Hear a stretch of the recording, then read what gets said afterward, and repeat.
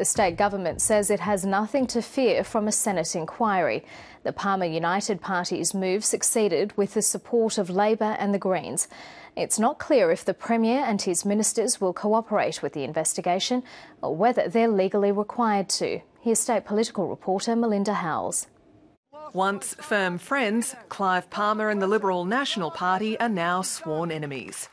The Deputy Premier says the wide-ranging Senate inquiry is payback for not giving special treatment to Mr Palmer's coal projects.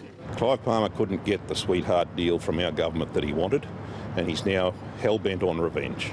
Mr Seeney's just a liar, basically. You can publish that. I mean, Jeff Seeney doesn't care about Queenslanders. He doesn't care about their jobs or their families. He just cares about himself and how big his superannuation can be.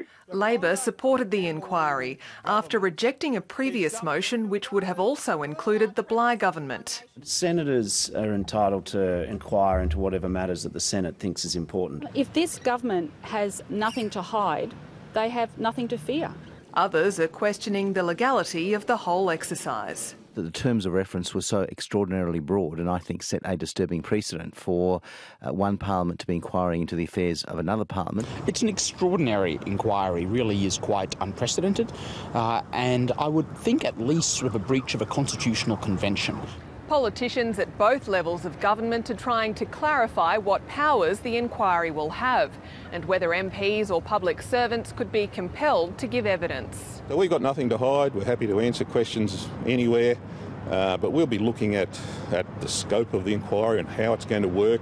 And we don't know any of those things at this time, so we'll be taking decisions about that once those things become clearer. We will certainly invite public servants and ministers to give evidence, but we won't be party to compelling them, and I think that will keep us out of the courts and well within the scope of the Senate's powers. Begging the question of whether new information will be uncovered.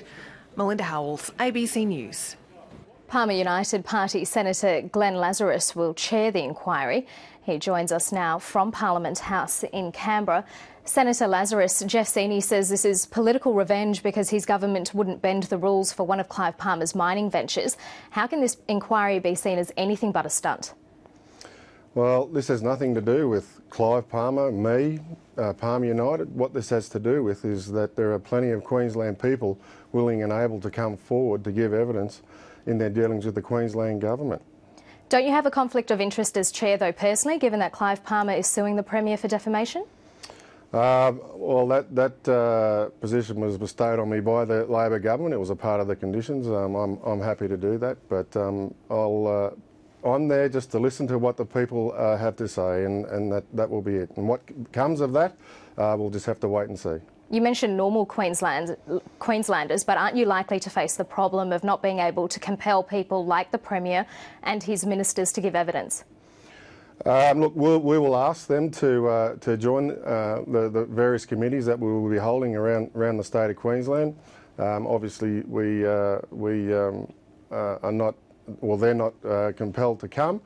But as I said, this is about people who feel... So, Senator Lazarus, what's the point then if ministers can't answer those questions that Queenslanders raise?